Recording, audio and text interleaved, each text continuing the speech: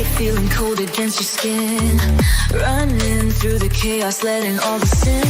Temptation in a bottle, ready for the night. Craving for the thrill, it's time to ignite. Dark desires burning bright. Echoes in the dead of night. No retreat, no looking back on this heart attack. Hey, ladies and gentlemen, how are you? Good to see you. Good to see you. We have some interesting stories to talk to you about tonight. It seems to be poisoning is going around. Not food poisoning, just crazy people poisoning other people. It seems to be something of a bit of a du jour type thing with potential killers at the moment, including this crazy person that you see in front of you right now. I feel like there's just so many people doing it. I don't know why. It's basically, uh, I don't know. They think it's easier. They think that's the best way to do it. I don't know, but I feel like that's what we've been seeing over the last many months. But this particular, you know, weirdo, Amber Denner Snow, 36 years old, is accused of lacing a lasagna with oxycodone. This is or oxycodone, same thing. And she decided to put it in there to give a pregnant woman a random miscarriage. She was trying to force the miscarriage of a random person. Very, very strange. I don't know why you would do this, but um they're saying here the investigation began after the sheriff's office was contacted in January of 2026 about the tainted lasagna. And they're saying here electronic communications and search history linked Amber and another person to the crime. The lasagna was delivered to a family on December 28, 2025, without the pregnant woman's knowledge or consent. Testing confirmed it contained oxycodone. They're saying now, though, that Snow faces several charges, including delivering a controlled substance and intentionally terminating a human pregnancy without consent. She is being held on a $100,000 cash bond. The case is ongoing with more charges and arrests expected. So that sounds to me like they it happened. Like this poor woman actually had a miscarriage, unfortunately. I'm trying to find out a bit more because it says here that they did get her with the attempting to intentionally terminate a human pregnancy without consent, a class D felony. Um, so there's not a lot of back history on why Amber was doing this or why she wanted to do it. But it says here in December of 2025, Snow allegedly prepared a family sized pan of lasagna laced with the drug. And they're saying it's a Schedule 2 narcotic and delivered it to the family in Decorah, Iowa. I'm just trying to find here. They're saying that the county sheriff determined the lasagna was intended to cause a miscarriage for a pregnant woman in that family without her knowledge or consent, but not a ton of sort of reasons as to why she would want to do that to her. I don't have much background except for they're the charges, and that is the story behind it. I'm just trying to see if I can find like why this happened. Okay. Not really. Yeah, I'm gonna take here. It's a very short video though. Well, a woman has been charged in Decorah, Iowa for allegedly tainting a lasagna with oxycodone in an effort to force a miscarriage.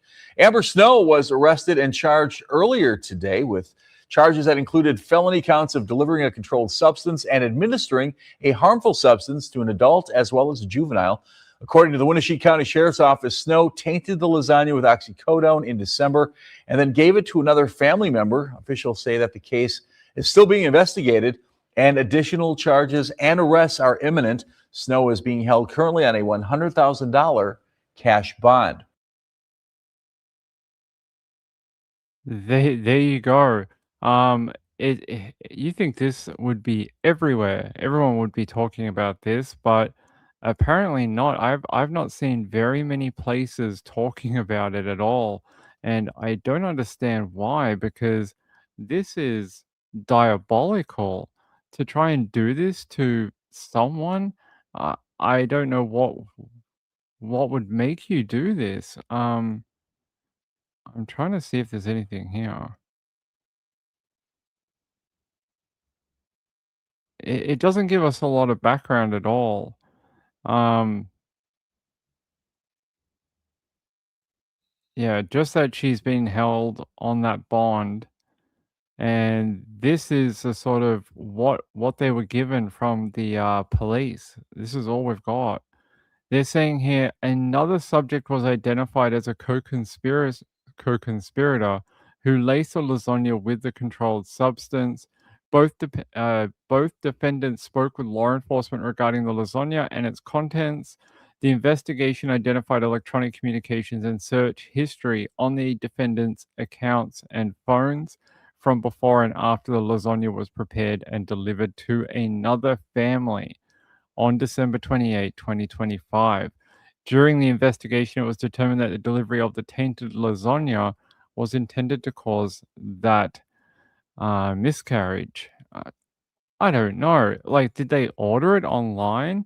Was this some sort of like neighborhood ghost kitchen where they ordered a lasagna off Facebook or something? And they were instead doing this type of thing? It's a very odd story. I'm trying to find out, like, more about it. I only picked it up, like, in the last hour that I saw it pop up on my, criminal alert.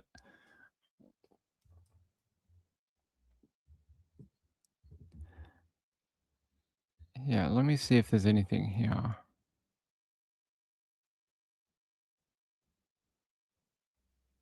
Yeah. So, in front of the registrar today, they said that Snow shares custody of a child with someone related to the pregnant victim. The child was reportedly aware of Snow's plan and opposed to the plot. So this is like an inter-family type thing. The register said that Snow and a co-conspirator were investigated, but only Snow was charged, and more charges and arrests are expected.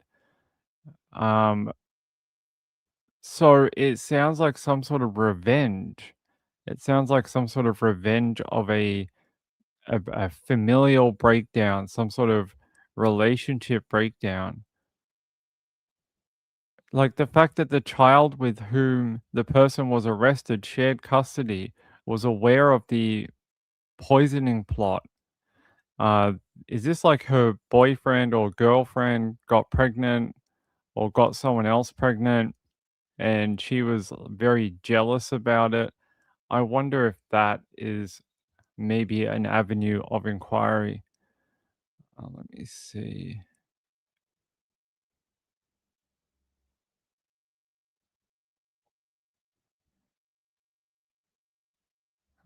Let me see what else we can find about it. It's crazy.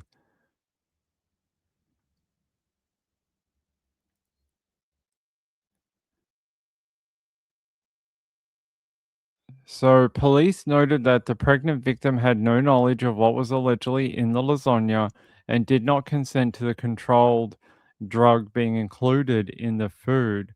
The lasagna was sent to the Iowa Division of Criminal Investigation and Criminalistics Laboratory for testing, where authorities confirmed the presence of the drug. The Des Moines registrar reported that Snow shares custody of her juvenile child with an individual related to the pregnant victim. Yeah, that's I why it's just like sometimes you just go, "Why? Why did this happen? Why did you feel the need to do this?" Let me see if I can get to the Des Moines registrar. Hmm.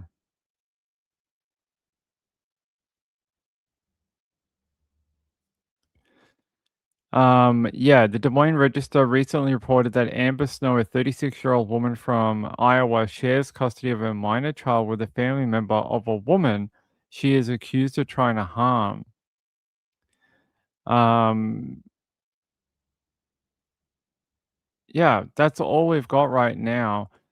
There was a co-conspirator, a man that goes by the name Matthew, but he has not been arrested, but was investigated in relation to this, but not taken into custody for the crime at all. So you have to be a real evil person, no matter the custody situation or relationship situation going on, to want to do that to a pregnant woman. You have to be a real piece of work, right? Yeah. Look, I don't know what to tell you guys except for maybe this I'm gonna put woman loosely here in like air quotes. And I'm gonna say maybe they don't deserve to be in society. If your idea of revenge is to put oxycodone in lasagna and send it away to a some sort of relative or something, I think you need more help than the greater society can give you. And you probably need to be behind some sort of wall with a door and a lock, things that keep you away from other people. Because apparently you have just demonstrated to the entire world that you can't be left alone on your own. Uh, Marilyn said it looks like a dude. Yeah, I would struggle to point out the female. Um, I would arrest it and be like, "Sir." Yeah, but yeah. Danny said, "Not very nice of this person." Um, Kim said she doesn't look bothered. She looks more upset that maybe somebody didn't share the drugs in the lasagna with her. Maybe that's what she's upset about. But yeah, look, this one came over my criminal alert, and I was like, "Hey, I have to share this with you." There's just so many people getting around poisoning people. It just seems to be, people are like, "Oh, broke up with a guy or girl and they got someone else or them pregnant. You know what I'm gonna do? I'm just gonna poison them." That's how I take out my rage in a very constructive way. I go and poison people. It never ceases to amaze me the crazy things that people will do when they're sort of upset out of some sort of relationship. It is bonkers. So we'll have to keep an eye on that. She's due back in court. I will let you know when I have more on that one. But that's all I have right now, unfortunately. Let me see. Yeah, that's it. She's due back in court shortly. Um, and I will bring you more when we find out more. Maybe this second person will be charged as well. Okay, I want to head out to, is it Virginia? No. I want to head out to California because there was a 5-year-old girl called Karen, and apparently she was found. Originally thought that she was missing, possibly even dead, and they've now found her 6 years later, and she's alive, found in North Carolina. Karen Rojas, and I want to show it to you. apparently she went missing in 2020. Good. Yeah, she was only 5 at the time. She's like must be like 12 now.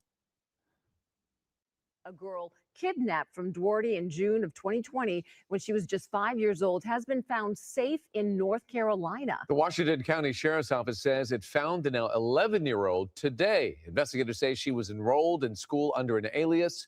Her real name is Karen Rojas. The LA County Sheriff's Department and the LA Department of Children and Family Services today notified Washington County law enforcement that she may be in the state. They coordinated with several agencies, located the girl, and took her into protective custody.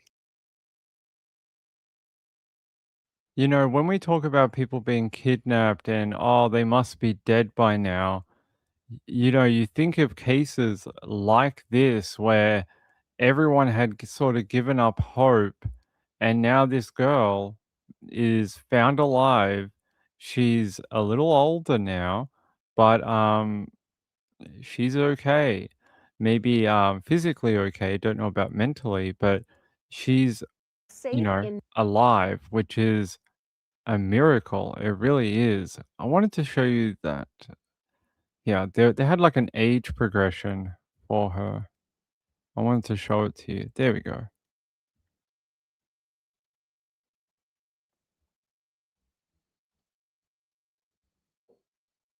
Hopefully this will load. There you guys go. They had a bit of like an age progression for her. And she's 11, found in North Carolina, and was at a school under an alias. Something tells me um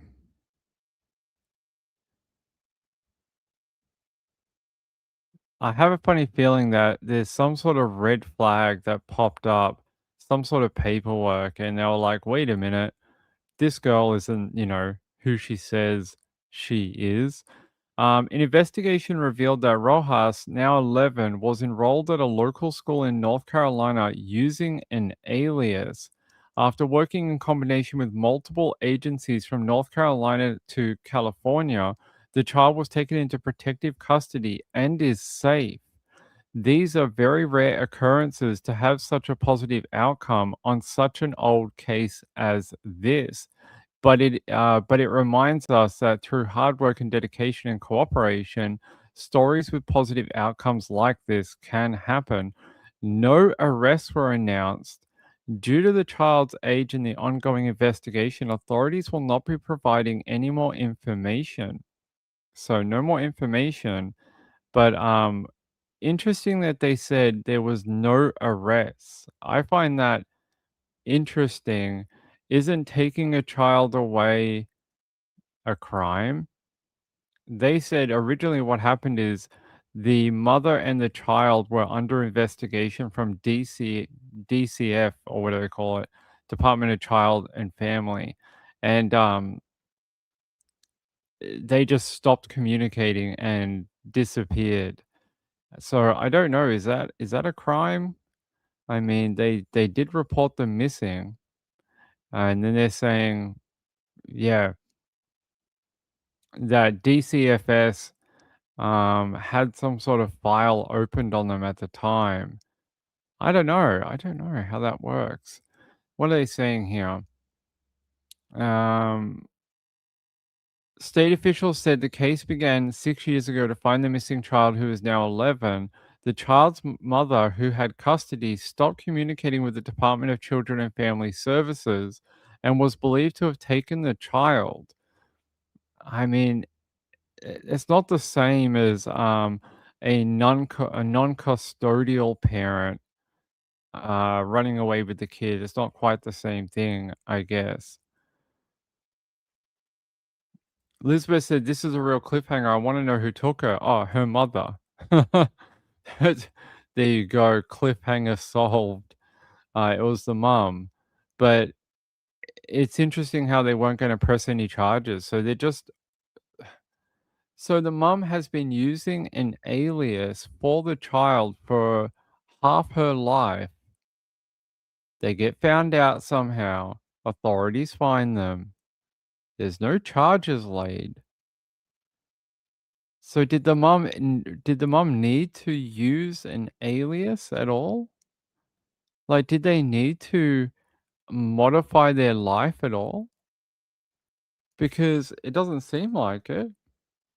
It seems like, this DCFS investigation would have taken care of itself at some point, and that her being on the run with the child for, you know, a bunch of years maybe was all for nothing.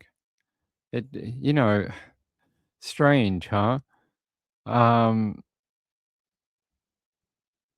yeah, don't know what to tell you except for it seems like maybe they didn't have to do all of this and that maybe mom could have got it sorted out earlier.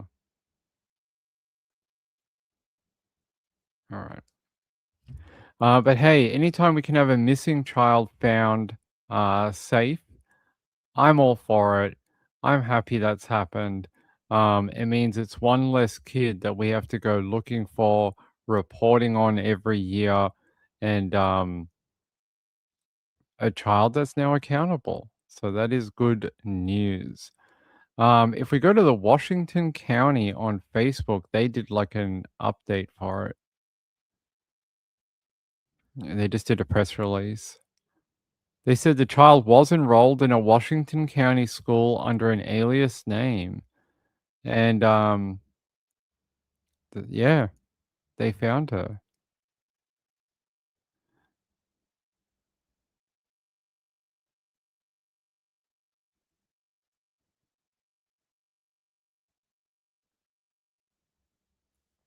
I wonder if there was something to do with the child's paperwork at the school that didn't add up, and eventually, like they got caught out by it.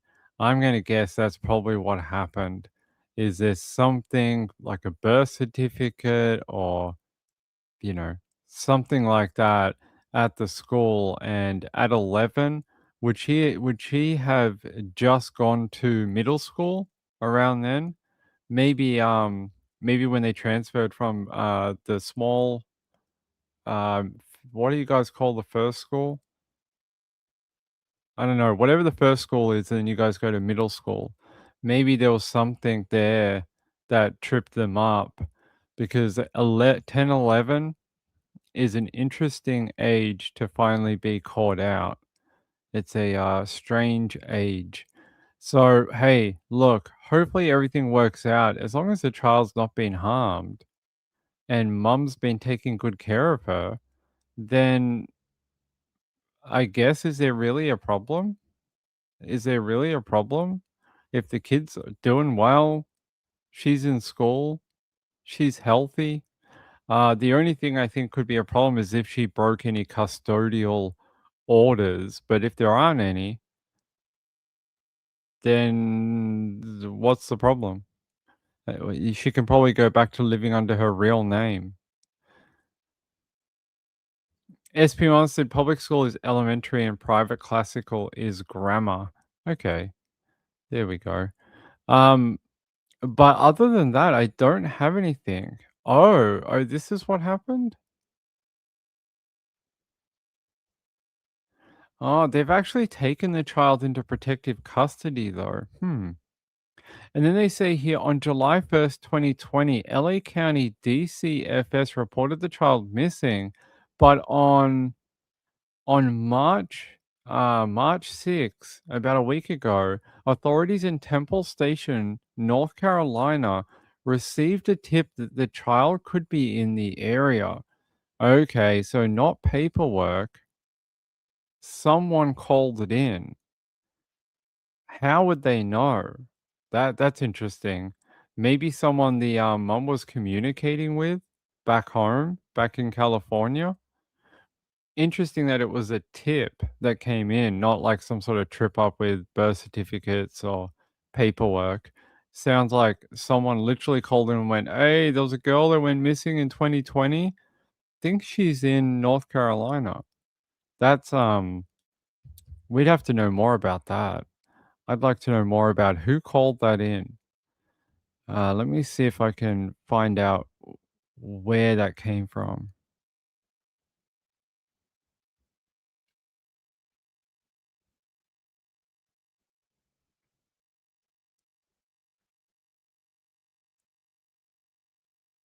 Um,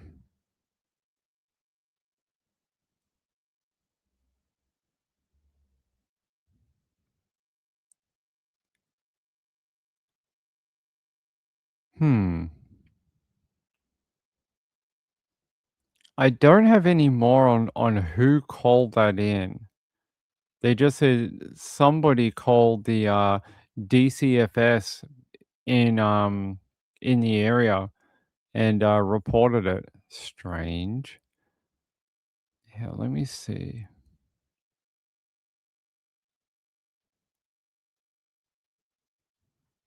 I'm trying to find out like who reported that tip and are they related to her or not. Yeah.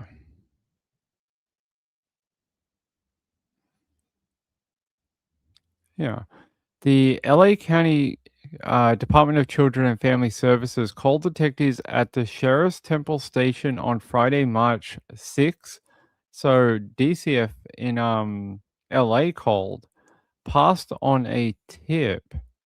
The information suggested the girl might be in Washington County, North Carolina. Detectives contacted the Washington County Sheriff's Office. There was no school there on Friday and Monday, so deputies in North Carolina went out on Tuesday and found the girl in school. Interesting. There you go. For some reason, a a tip came in LA and then ended up making its way to Carolina. Yeah, she was. Mom or daughter told someone the truth. It sounds like it, and then someone told authorities. Montana said child possibly leaked the info. Maybe she told a friend. It could have been. She said something to classmates or a teacher. Possibly. Hold on.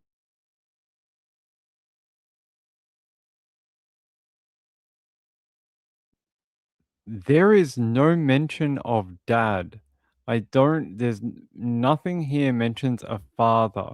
Now, obviously, we know how to make babies, but there's no mention of a custodial or paternal father being involved. There's not like dad's missing her and can't wait to see her. There's not like there's a custodial thing. DFS, Department of Children and Families, reported her missing because they were under some sort of investigation, and then they stopped communicating and disappeared. So the agency reported them missing. So that's how they originally were reported missing. And then, you know, a number of years later, a tip came in saying, "Hey, they might be in Carolina," and they were. So a bit of a strange ending to that one. But hey, anytime we can take a child off that website and say that they're okay, that is a good day in true crime. So, okay, we got that one done. That's all I have. They said there might be more information forthcoming in the future too. Let me see what else. We had another one. Hmm. Not a story I like doing, but I will. Okay. Not a story I like doing, but it seems like every year as we get into spring, we start seeing more and more of these type of stories, and I hate them. And I feel like this summer and spring, it's going to be another big year. And I want to take you to KHOU in Houston, Texas. We have breaking news right now out of Pearland. A missing 7-year-old child with autism has been found dead. That tragic development announced in just the last half hour. Skylar Hobson was last seen at 9:20 this morning in the area near Sunset Springs Drive. There she is. Trayson Bragg joining us live. Trayson, this is beyond heartbreaking. Yeah, truly heartbreaking, a tragic update. And like you said, police just telling us about the update about 30 minutes ago that they have, in fact, found 7-year-old Skylar Hobson's body in a nearby retention pond. And take a look behind me. If you see there, if you can look closely, you can see officers stationed there just above this retention pond behind me, not far from Skylar's home. Now, this all after police tell us that Skylar, who lived with autism and was nonverbal, was first reported missing just after 9:40 this morning. They believe she left the family's home here in the Shadow Creek area on foot with her iPad. Police say they launched a search utilizing several resources, including canines, drones, search teams, and HPD's helicopter. They add canines track Skylar sent to the retention pond. And at 2:45, with the help of Houston's dive team, they recovered Skylar's body. They also tell me that pings from Skylar's iPad actually led them to the retention pond as well. They're also holding a press conference in the next 30 minutes where we're hoping to learn more information about the search and about this tragic discovery. Reporting live in Pearland, I'm Tracy Bragg, KHOU 11 News. Tracy and Bragg with the heartbreaking details this afternoon. Thank you. Never what we want to hear. And coming into the months where there's a lot more people around the water, the waterways start to thaw.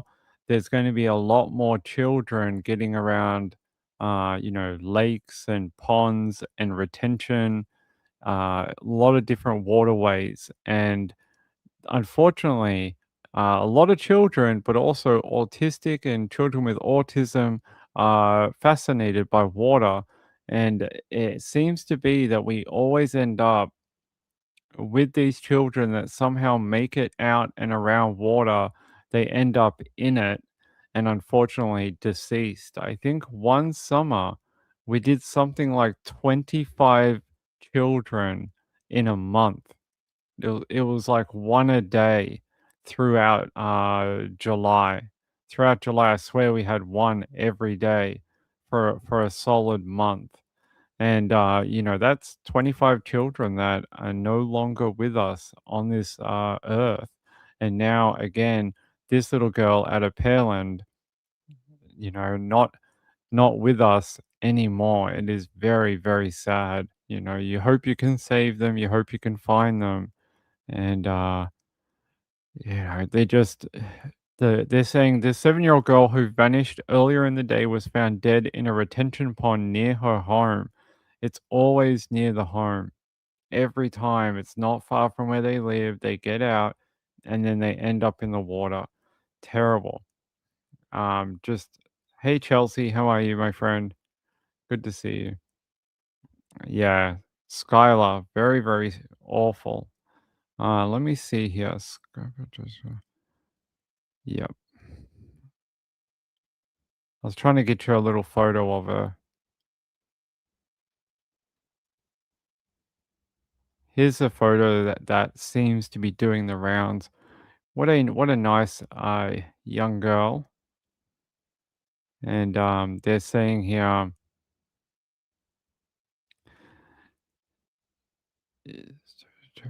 when was she reported missing? So she was reported missing around 9:30 a.m. in the morning.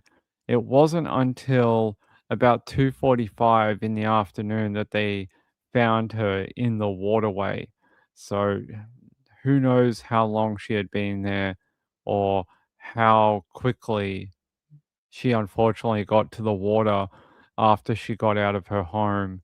But yeah, we far too many of these. There's so many. If I typed in autistic child escaped from home, ended up in retention pond, there would be just hundreds of searches that I could click on. Very, very sad. SP Mama said, we spend our lives by the water, the creek, the rivers, the lakes, praying they just stay home. I know, right? This little girl, unfortunately, did not make it, and her family now have to bury their poor child. So awful. Let me see if I can. Where's her full name? Did they not give it? Did they not give a last name? Ah, Skylar Hobson. Skylar Hobson.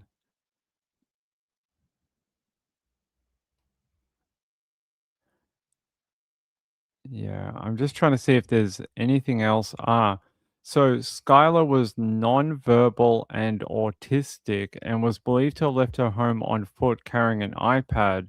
The breakthrough in the search came when canine units tracked the child sent to a nearby retention pond. The location corroborated with data pings received from the girl's iPad. You know, even with the technology, even with the sniffer dog, they still couldn't, just couldn't find her in time. That is awful. They're saying here that they got a bit of a video of I don't wanna play too much of it 'cause it's not my video, but this is the retention pond here, and there's the tent. And you can see you can see how easy it would be for a kid to run down the grass into that retention pond and maybe not be noticed. Maybe no one's seen it. It's very early in the morning, and it's hard to see items that are submerged in the water. So yeah, very sad. Poor kid.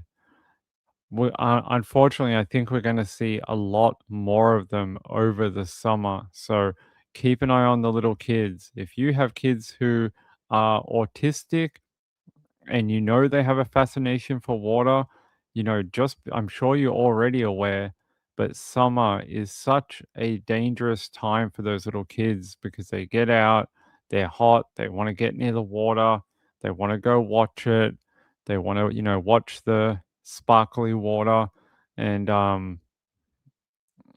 something like this can happen in the blink of an eye. Um, by the way, there is a story breaking down here this morning, and it was all over the news. And it's about a mother and a 1-year-old girl found dead in a suburban home. And I'm going to take you to it because it has been on our news all day down here. And I wanted to show it to you if I can get to it. Hopefully, I can.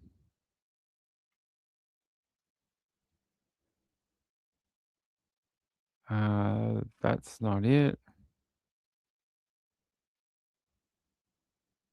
Okay. We're gonna have to go to another bit.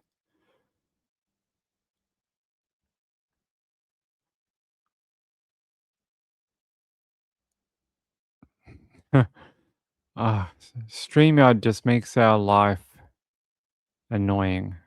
Hold on, guys. What is going on? Our StreamYard is just so slow. All right, let's go here. No, we're just not doing that. Oh, fine, fine, fine. It's not being our friend today. We'll have to go here. So they're saying a mother and 1-year-old girl are found dead in a suburban home as man with a neck wound is hit by a car running to Woolworths, Bannockburn. They're saying the woman was age 38 and a baby girl was found dead. So the mum and the baby were found dead. And they're saying here that the mother and daughter have been found dead inside a home south of Brisbane after a blood-soaked man with a neck wound was hit by a car as he fled the scene. Queensland police initially rushed to the scene after reports of a pedestrian hit by a car outside the Woolworths on Beaudesert Binley Road at Bannockburn, south of Brisbane, 7:30 a.m. on Thursday. But when officers went to the address, to alert the man's next of kin, They found the bodies of the woman and the 1-year-old girl, both with fatal knife wounds.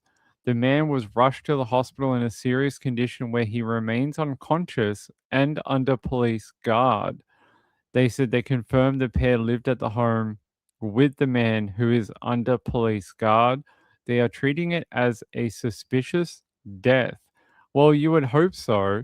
You would hope so. You wouldn't go, oh, this seems like a natural event. It, it definitely seems like it's a little bit suspicious. Here's the car that hit the guy. Look at the car. He really messed up the car, running away from his own home and then got hit by a car while he had a knife wound to the neck. Sounds like he has killed his girlfriend or wife and the baby, and then he's tried to do it to himself, failed, and then decided to maybe run away from the scene to try and maybe get help for himself, ran across and then went, you know what? The knife didn't work. So what I'm going to do is I'm going to try get hit by a car. That's what I'm going to do. Knife didn't work. I'm going to try get hit and killed by getting hit by the vehicle. And that didn't work either. So he's now in hospital in a very serious condition. Neither of his attempts to leave this world worked. Very sad. I don't really care about him. I care about the baby and the mom. But very sad to see this type of event go down. They're saying the baby was only 1 year old and was a baby girl, and it was a 38-year-old mom, which is horrible. They're saying that there are multiple witnesses who saw him running from that house shortly before he was hit by the car. Police believe the injured man was the child's father, and the three had been living together as a family unit. Uh, Horrific, really horrific. Let me see if I can go to the ABC.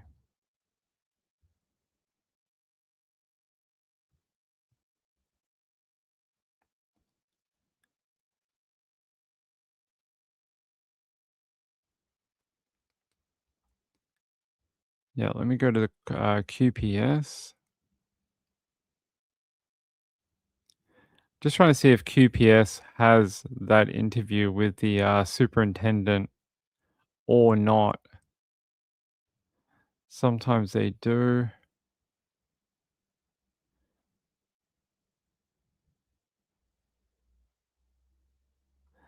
Okay, they do not have it. They have some police videos of other things, but not what we're looking for. So I don't know where that specific interview comes from. Let me check one other place. Let's see if we can find it. Bow Desert Road, Binley.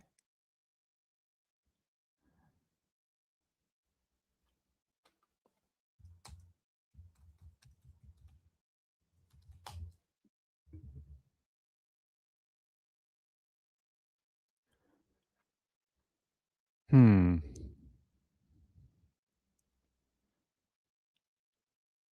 Strange. I'm not seeing a lot of coverage about it, which is really odd. Woman and child offended. Yeah, don't see a lot of obviously the police have commented on it, but no one from the mainstream news has done anything. It's really strange. All right, let's have a look. 7 News.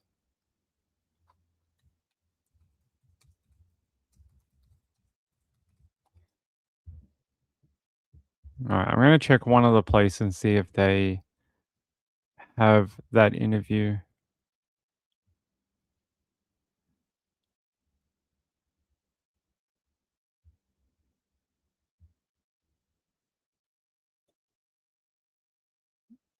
They do not seem to have it either. I'm not sure what's going on. Apparently, no one wants to talk about it.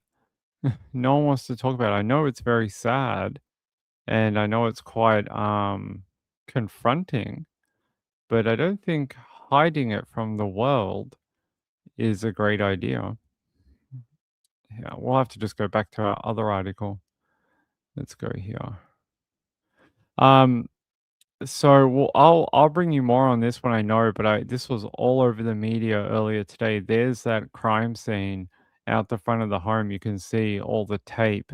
It's a little blurry, but the tape is right there above the car. They have the home taped off. You know, you have to ask yourself, what kind of world is it that we live in where this is a daily occurrence now, right? That these people, women and people in a family, children as well, we just have to live with it and be like, oh, a woman died today, husband killed her.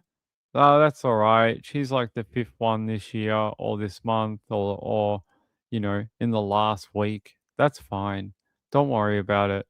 And I find that the sort of blasé attitude to it, you know, everyone's just like, hey, don't talk about it. It's just too shocking to talk about. So let's not talk about it. And I feel like the more we don't talk about it and the more we try and make it seem like it's some sort of taboo topic, um, the more these type of perpetrators just get away with it. You know, that guy is sitting in a hospital. He may live, and he's committed one of the most atrocious acts of violence you can think of. He's attacked not only his girlfriend or wife, but he's also killed his 1-year-old child. Yeah. But they're saying here, Detective Superintendent Chris Aram said the woman and child's fatal injuries were consistent with being caused by an edged weapon. He confirmed the pair lived at the home with the man who is now under police guard. They say they are investigating the nature of why that gentleman came to be hit by a car. Seems like it's pretty easy to figure out why he came to be hit by the car. It's because his own knife wounds weren't good enough to make him leave this world. And he went, what else can I do after killing 2 people? And he went, you know what I can do? Run into the main road and get hit by a car and see if that'll do it. See, you don't need to be a detective to figure it out. You just need some common sense. It seems pretty obvious that's what he was doing. There's a crime scene. You see a forensic officer in their Tyvek suit or whatever that is, and some booties going in and out that crime scene. You know, their neighbors must be. Imagine the neighbors, right? Neighbors must be shocked. Hey guys, good to see you. Hey Susie, how are you? Good to see you, my friend. Susie said, love your accent. Thank you. I appreciate it. It's very kind. It's very kind. Hey Lisa, how are you? Yes, Skylar, that is very, very sad. Yes, make sure to hit the thumbs up for me. I would appreciate it. Um, by the way, I was in court today. And that's all I can tell you. Um, it was one of those very frustrating days in court. That's all I can tell you. Um, yeah. After being delayed, we are supposed to be back like Tuesday after the long weekend. Got delayed till today on the Thursday, and then you go, why are we here? Why are we here? Why are we doing this? So it is you know, trials. That's why they call it trials and tribulations, because that's what going through a trial is like. unfortunately, I can't tell you anything that's going on, but I can just tell you that um, I can't wait till we actually get to the trial part and get out of this pre-trial phase. When we get out of this pre-trial phase and we actually get to the trial bit where I can start reporting on what's going on, that'll be a good day. Kim said, taking a baby is a special kind of evil, though. Taking your partner and then killing your own baby, what has to go through your mind where that seems like a good idea? What is going on in that guy's head where he's like, well, I killed the wife or the girlfriend. I'm going to go to jail. Might as well kill the baby too. Like, what kind of mindset is that to want to take both of them in such a violent way? What is causing men to act like that and to think that that is an acceptable solution to their problems? I just don't get it. And, I'm sure that guy didn't wake up this morning and was like, yes, do you know what I'm gonna do today? I'm gonna kill my girlfriend slash wife, and I'm gonna kill my only baby too. And then you know what I'm gonna do? I'm gonna stick a knife in my neck, and when that doesn't work, I'm gonna run out into traffic and get hit by a car. So it's mind-boggling. It really is, and I just don't get it.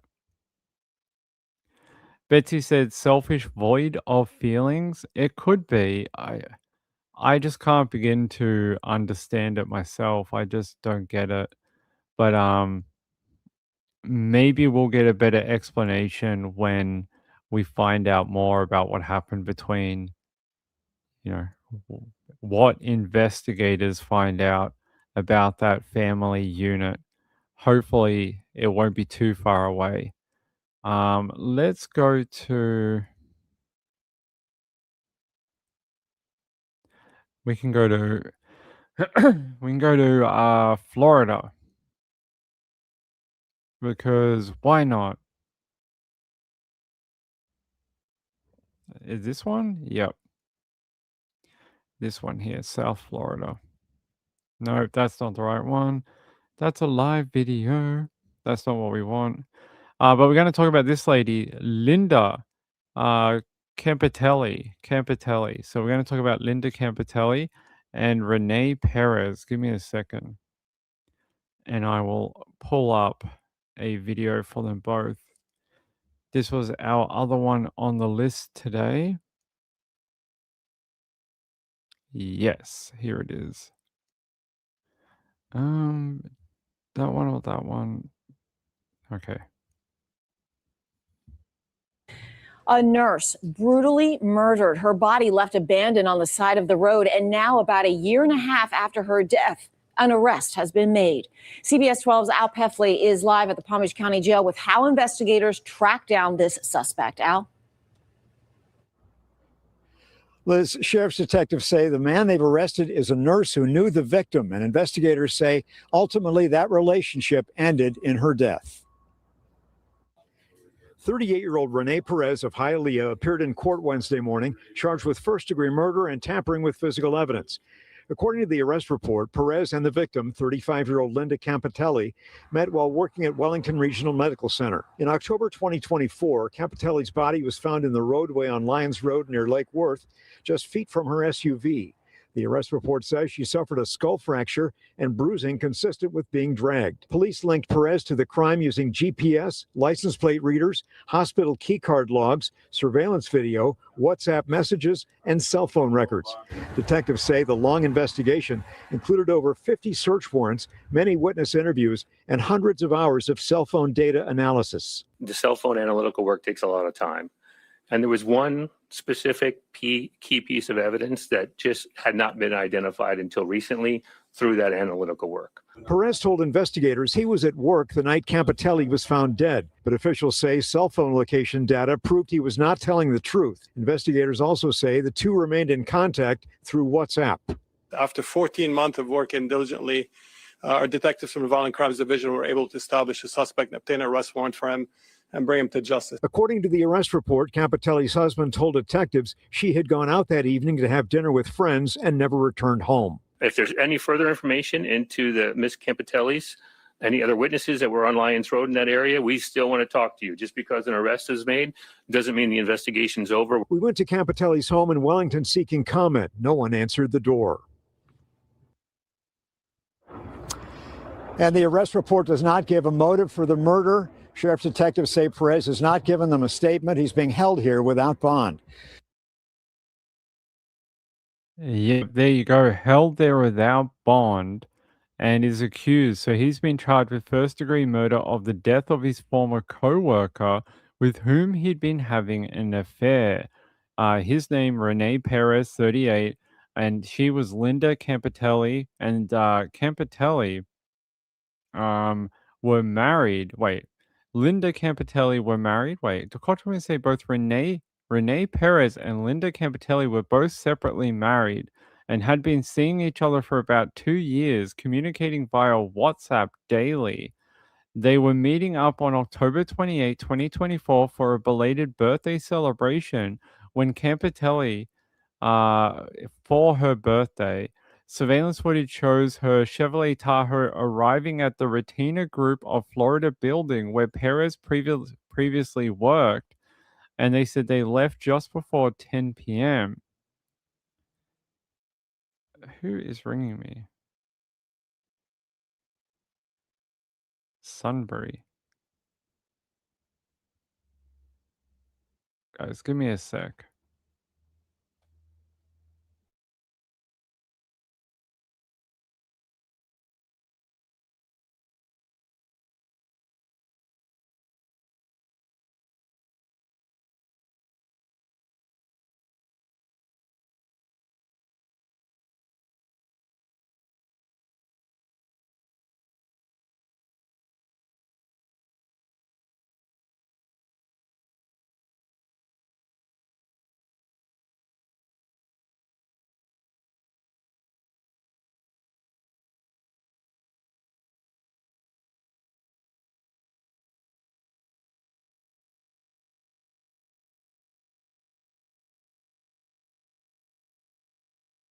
All right, sorry. Don't know who that was. Some rando number. Yeah, so they say here a photograph from Campitelli's phone shows the back of a vehicle decorated with a happy birthday blanket and medical sheets of the kind used at Perez's current job, Del Rey Medical Center. The vehicle's rear seats were laid flat. Oh, that is romantic, isn't it? Detectives said they believe Perez attacked Campitelli there. Her Apple Watch was found near the center console with blood on both sides, and DNA analysis confirmed the blood found in the vehicles belonged to her.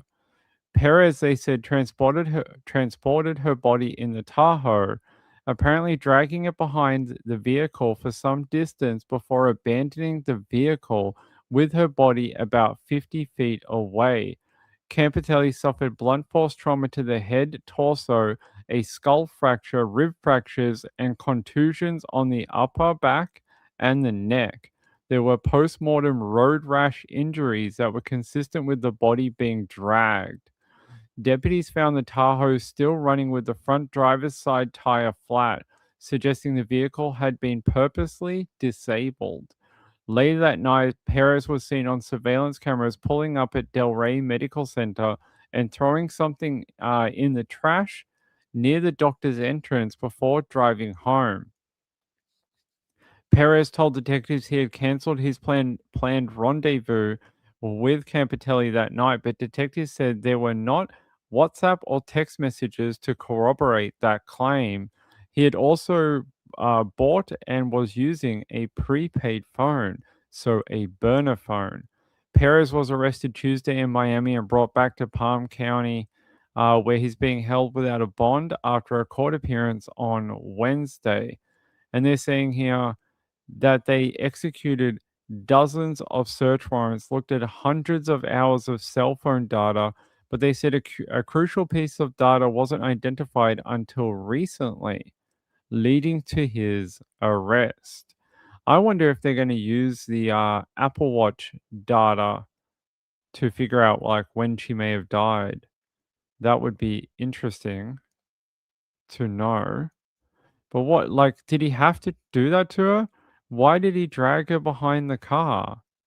Like, tied it to the back of the car and dragged her along the road as what, a final insult to her? It's like overkill.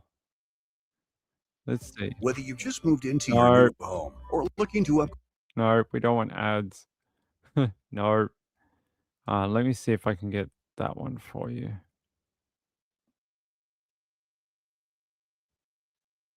Okay. Thank you for joining us. We begin at 5 tonight, learning new details in the mysterious murder of a Palm Beach County nurse whose body was found on the side of the road more than a year ago. Now, we told you yesterday, Palm Beach County Sheriff's deputies arrested a suspect in the death of Linda Campitelli. Now, today, her former co-worker, who investigators say she had an affair with, made his first court appearance actually today and a judge denied him bond on a charge of first-degree murder. Now, WPTV's Cassandra Garcia explains the evidence that helped investigators make the arrest. There's a million emotions. More than a year after Linda Campitelli's murder, her mother now knows who detectives say is responsible. Are you Renee Perez? 38-year-old Renee Perez faced a judge for the first time Wednesday, charged with first-degree murder and tampering with evidence. He's held without bond at the Palm Beach County Jail. He's where he belongs. Now we let the judicial system do its job. Investigators say messages on WhatsApp and surveillance video link Perez to the killing. Court records show the two were in a 2-year romantic relationship, each married to other people. Investigators say they used to work together and met the night of her death for a belated birthday celebration. Cameras captured Campitelli's SUV at a Wellington medical building. Detectives believe that's where Perez attacked her, then moved her body to the side of Lyons Road next to her car where she was found. An autopsy showed blunt force trauma to her head and torso. And there was one specific key piece of evidence that just had not been identified until recently. Detectives say the investigation included more than 50 search warrants and hundreds of hours of cell phone data. Campitelli leaves behind a husband and 2 children. Her mother says they're doing well. Now she hopes she's remembered for her kindness. Was she perfect? No, sure not. None of us are, but she was good. She helped people whenever she could, all the time. Perez is expected back in court next month. At the end of the day, he made a choice, allegedly, and we all have to deal with that now. Cassandra Garcia, WPTV News. Yeah, like she said, she wasn't perfect. None of us are. And, judging by their situation, they both were having affairs, Renee and Linda. But it doesn't mean she deserves to be killed and dragged behind a vehicle on what was supposed to be a belated birthday celebration between the pair. I mean, that's a really horrific way to hurt someone in a murder. The F.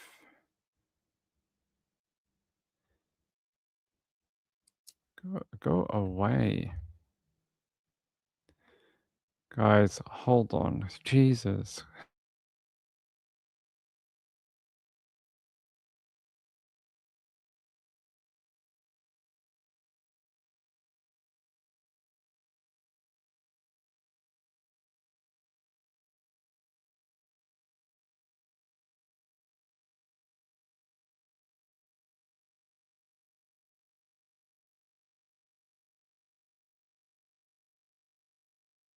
All right.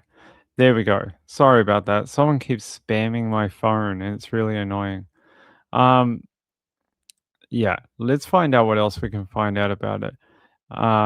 So Linda had told her husband she was going to dinner with friends that night. She left her home in a red dress and black heels and drove to a darkened parking lot in Wellington, and within hours was dead. Her skull fractured, her ribs displaced, her body dragged from her own SUV and left on the shoulder of Lyons Road.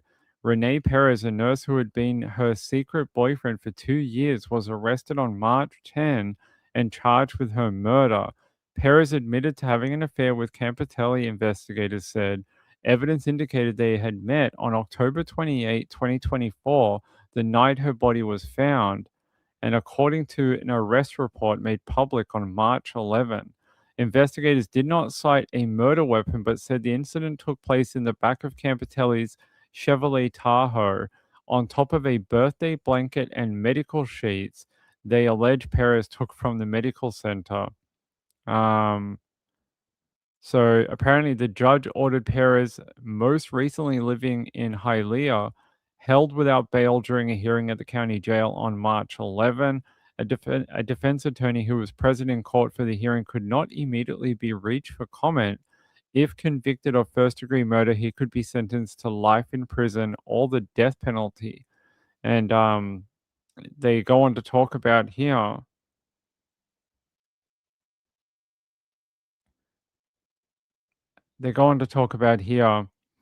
How they both were romantically involved. They both worked at one point as nurses in the post anesthesia care team at Wellington Regional. They communicated daily through the platform WhatsApp, and the Campitelli said she was frustrated with having to share quality time with Perez's wife. A day before the murder, Campitelli, then 35, and Perez exchanged text messages about plans to see each other the following night to celebrate her birthday. Campitelli expressed being nervous about the meeting, and Perez responded he wanted to show her that I can be romantic. What? So he said, I'm going to show you how I can be romantic, and then killed her the next night. Brutal. So they got some text messages here, and Linda says, I love you. I feel kind of weird. I don't know what to expect tomorrow. You've never done anything like this for me before, and I feel a little nervous. He said, it's no big deal. Just trying to show you that I can be romantic. It probably won't be as good as what you've done for me. Linda says, so tomorrow at 7:30, and you're 100% sure this is okay? And he says, yes, ma'am, you've got it. I love you so much. And apparently these were in the probable cause affidavit. So, yeah, I mean, it definitely seems premeditated. The fact he told her, I want to show you I can be romantic. Okay. I mean, I don't know if that classifies as romantic unless you're, David, the singer guy, romantic homicide. Maybe that is what he's going for. Yeah, so you guys can see the messages there. And then it says, messages are reproduced as they appear in the probable cause affidavit. When detectives later examined Perez's phone, purchased 2 weeks after the murder, none of his 10,525 prior WhatsApp exchanges with Campitelli were present on that phone. What happened during their late night meeting is unclear. Detectives found a picture in Campitelli's phone of the inside of the car with what we described earlier. A passerby found her body at 10:15 p.m. on October 28 and called 911. By the time deputies arrived, the sheets and blanket photographed earlier were no longer there. Instead, they found Campitelli's unresponsive, surrounded by a large pool of blood in the road and blood marks leading away from the passenger side of the SUV. The back of Campitelli's red dress and heels were completely worn out, indicating her body was dragged against the road. The blood splatter marks inside the SUV indicated that there was either a struggle or a violent episode where Campitelli was severely injured with an unspecified object. Detectives also found evidence of bloodstains that someone tried to wipe away. So, violent death is what they're saying. And it sounds almost premeditated. Plan this big big birthday celebration, tell her it's going to be like the most romantic thing of her life, and then attack her, set it up, make it look like a birthday thing, and it's almost like, they said he had put medical sheets down in the back of the car. It's almost like that was to contain the crime scene a little bit. Those medical pads are absorbent and they're used to take up bodily fluids. So maybe he used that knowing he was going to do it to keep some of the crime scene clean. Let me show you. They're like this. You guys would see them.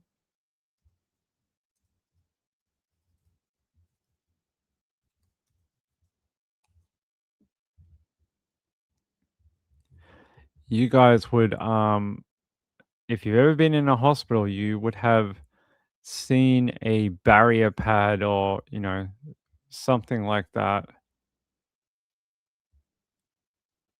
Like these. And they're highly absorbent. So I'm thinking he probably put these in the back, and maybe that's why only some of the crime scene up in the front of the car is visible, because a lot of it was probably caught up on the padding that he put down. To make it look romantic. I'm sure every woman out there is like, "Oh, baby, you brought out the highly absorbent pads for my birthday. Oh my god, how romantic. You never get these out. They're so expensive. They're like $2.15 each. How could you be so reckless with money on my birthday? How luxurious of you." So awful.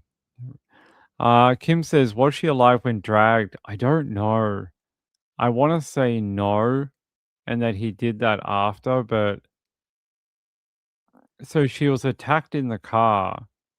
I don't know if she was alive. What'd they say, postmortem or perimortem? They did say something about the road rash. Where's that comment about the road rash? Let me see if I can find it.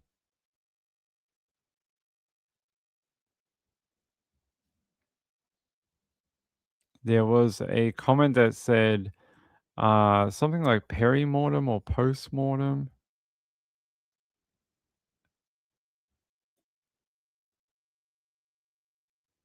Post-mortem.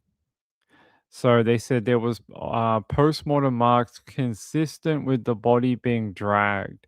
So it means it was done after her death. So she was already dead. So there you go. Already deceased, which is I don't know if it's a good thing or a bad thing, but at least she didn't have to go through that. At least she didn't have to go through being dragged. Let's see. Okay. Let me check here.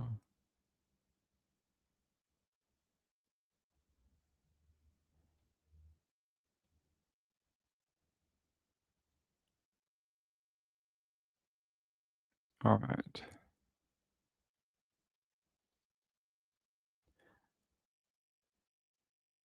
Yeah, I don't see anything else. But look, she is the other woman, but he was also the other man. They were both cheating on both of their partners at the time. So neither of them have the moral victory on that level.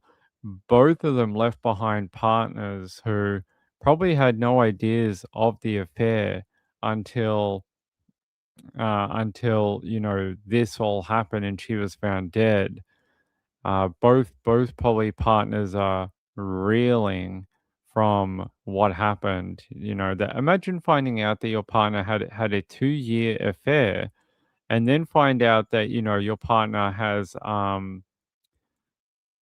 been killed, or your partner killed his mistress. Imagine that. Like, I kind of, though, those poor people that we don't know about. The obviously a wife and a husband just woke up one day and that is their reality now. Their reality is this.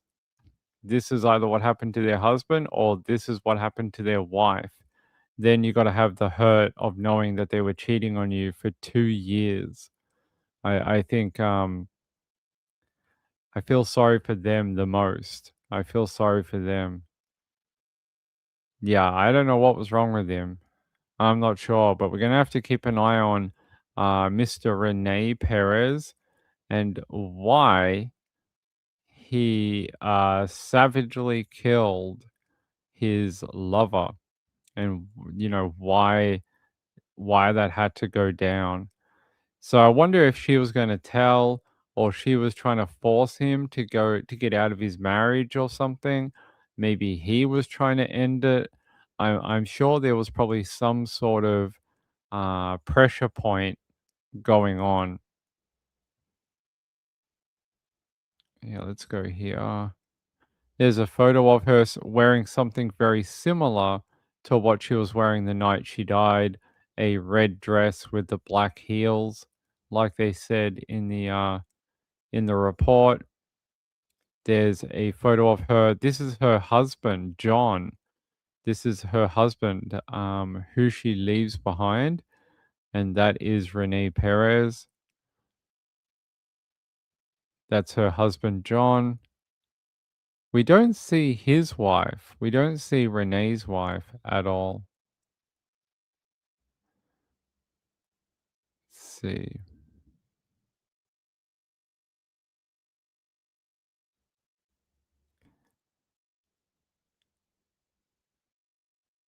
Yeah, so we're gonna have to wait. So he's been remanded into custody, and after this, we're gonna have to wait for him to appear in court again. But right now, that's basically where we are at. So, what a horrible story. It really is. Linda Campitelli killed and left on the side of a road back in 2024. So it's been a long investigation, almost 2 years or a year and a half. Let me have a look here. So that's where it was? Okay.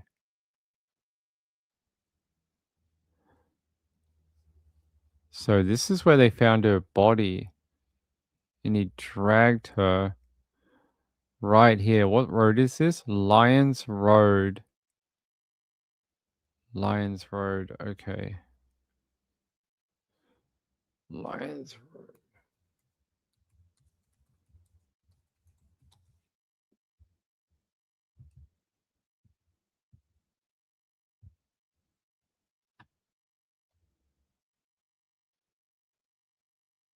All right, let me see if I can find where that happened. All right, what are we looking for?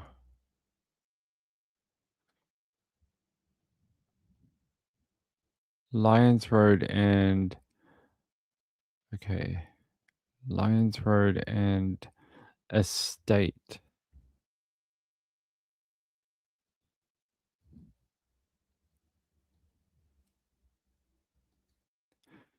Just trying to see if we can see like what type of area it was.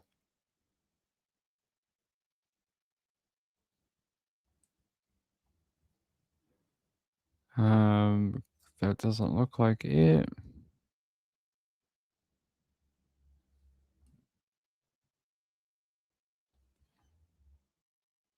What road was that?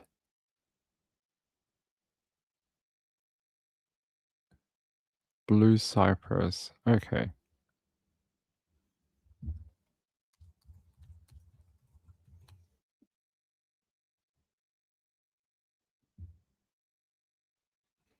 Yeah. All right. It's not this road is like super long and it goes for like a million miles, so it's hard to know. We need a crossroad. Lions and Estate Way?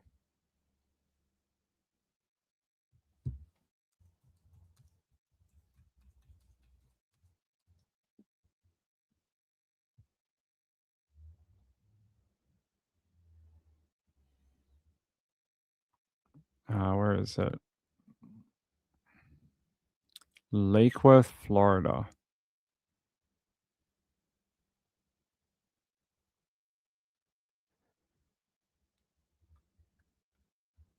Yeah, I don't think it's gonna. Huh.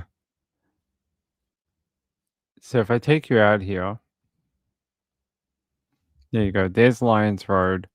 It's hard to find the crossroad in that other image that we had. But this is Lions Road. This is one part of this road is where he dragged her. It goes for miles, so this particular road. So trying to find the actual crossroad is not easy when we don't have the entire story. But he just dumped her body off this road and left the car running. I mean, imagine doing that. You dragged her behind the car and then just went, "Oh yeah, I'm just gonna leave this here." It's really, really horrific. Yeah, I don't think we're gonna be able to find the crossroad, but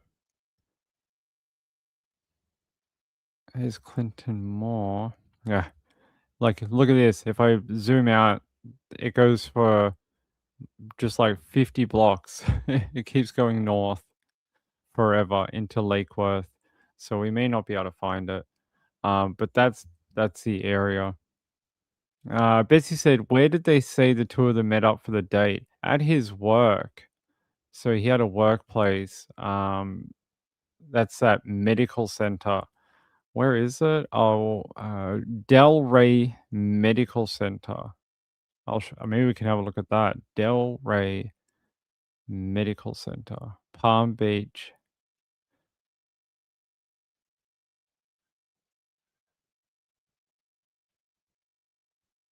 So this is Delray right here, Delray Medical Center. If we zoom out, where's Lions from here?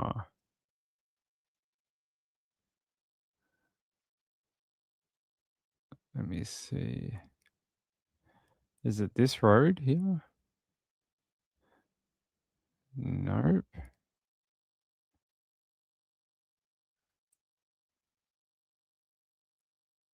I'm just trying to find that other road all the way over here.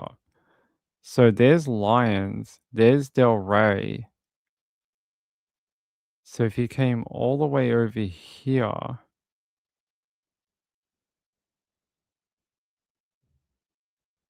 geez, he took her like a hell of a distance down this way. Let me have a look.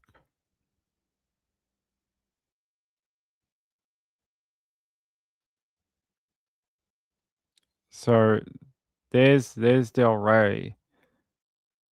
If we go straight across here, there's Lions from Linton.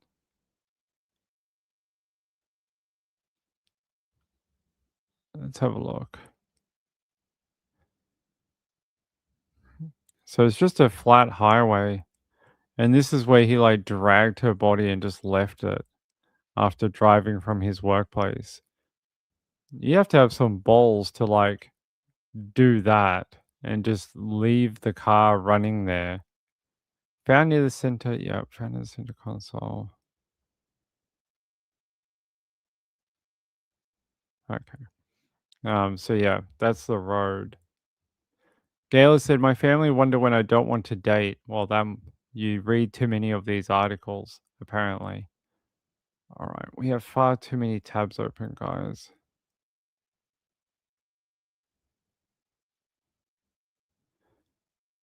Far too many. Let me close some tabs.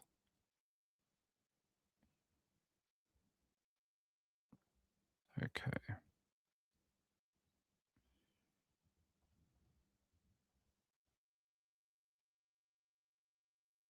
Okay.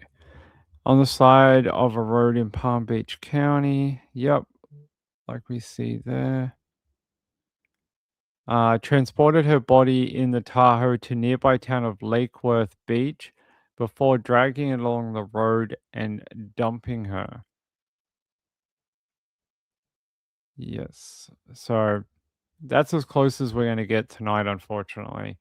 I cannot track it down closer than that, unfortunately, because in the photo that they give me, actually 6100 block of Lyons Road. Okay. I don't know if that's going to make it any better. 6100 block of Lyons Road. Oh, what's the town called? Let me go to this article.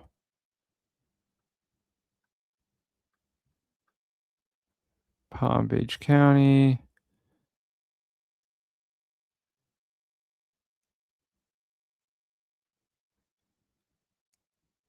Yeah, Lake Worth Beach. Okay.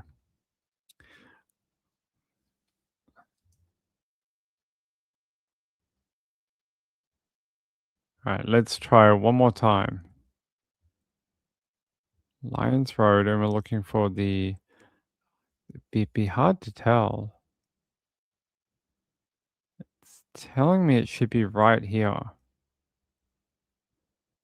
In the 6000 block.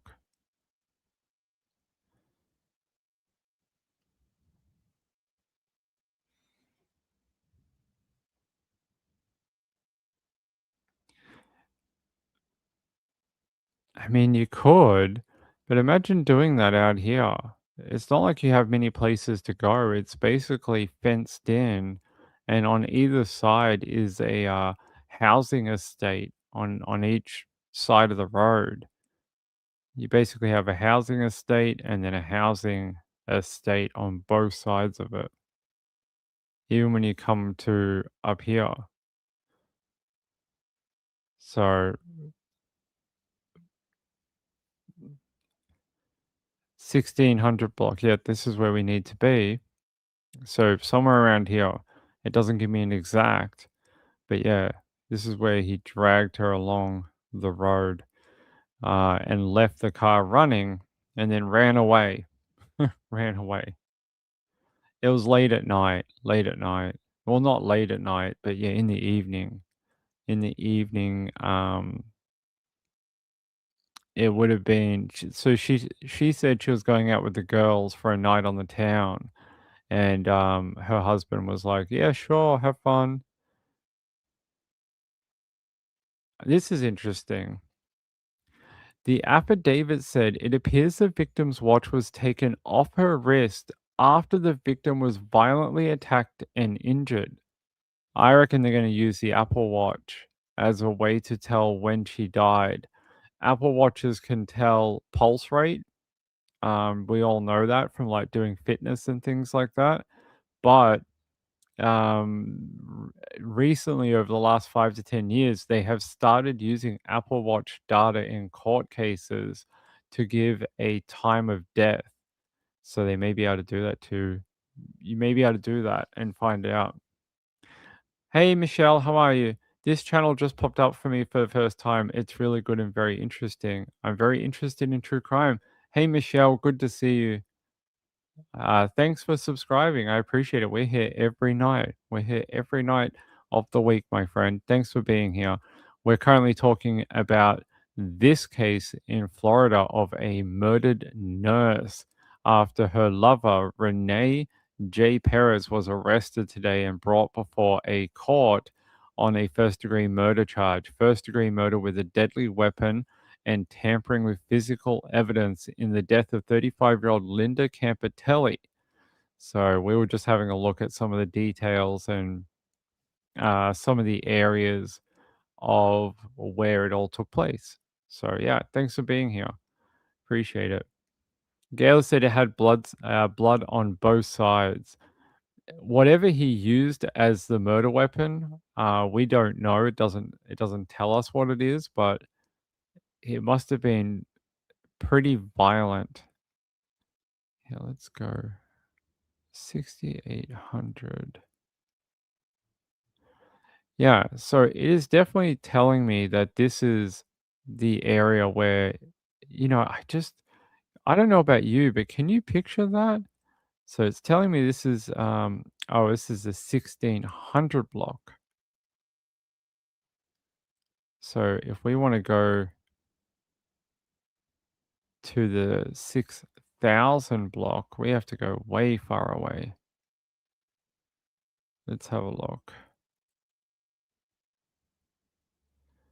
Wonder if we get a update on the road the further down we go.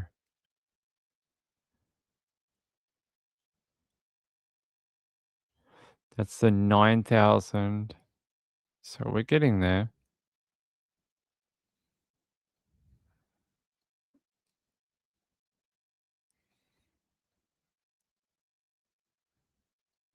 All right, let's have a look. That's what number are we up to? They don't give you the 90. Okay.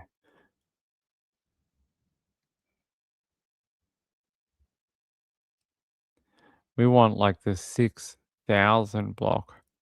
So we were almost double what we needed to be. Hmm.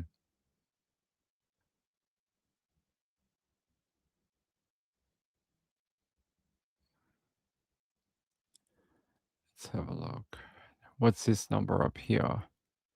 Near Clint Moore Road.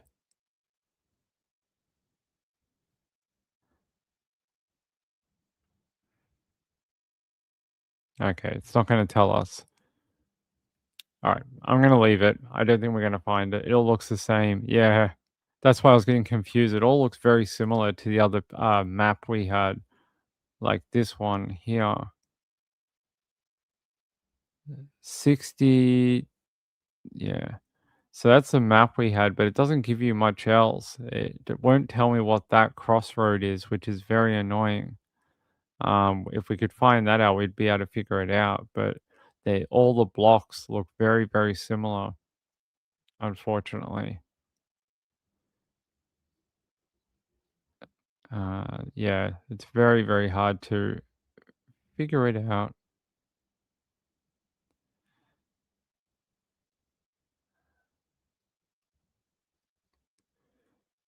Yeah, so I'm just gonna leave it. Otherwise, I could spend an hour trying to find it.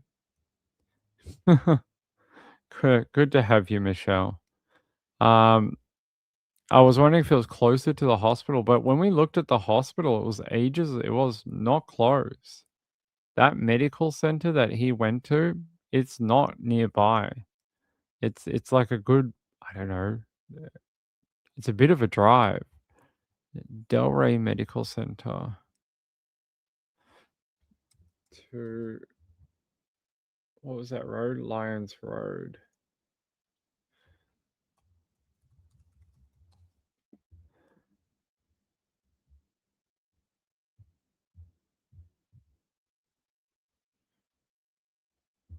Um,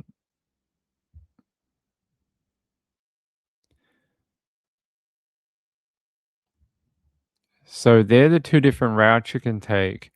It's about 10 miles away. So there's the medical center, Delray, up here, and there's Lyons. This is Lyons over here, Lyons Road. This is near where they found her car and her dead. So it's not exactly like super close by or anything. It's um a bit of a drive. Yeah, a bit of a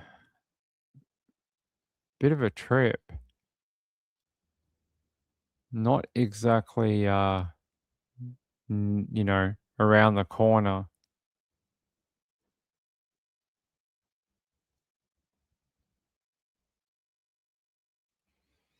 Yeah. So there you go. There you go. 10 miles between where they were sort of picking her up on the date at his work and then where he dumped her body. So there you go. All right. What time is it? Been engrossed in doing this and I didn't keep track of the time. Okay. All right. All right, my ladies and gentlemen, I have to wrap up. I have to go help Mrs. Ping with a couple of things. And yeah, we'll be back tomorrow. I hope Michelle will be back tomorrow. I hope Michelle will be back tomorrow to hang out with us. And I will come hang out with you guys tomorrow as well. Hey, I love you all very much. I want to thank my friend, if I can.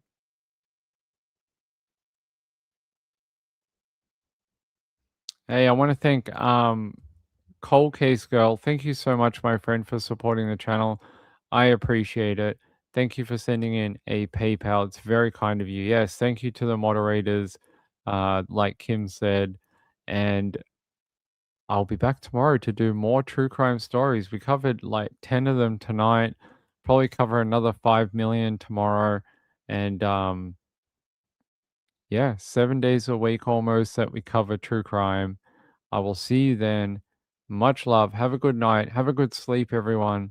And I'll see you later. All right. Bye.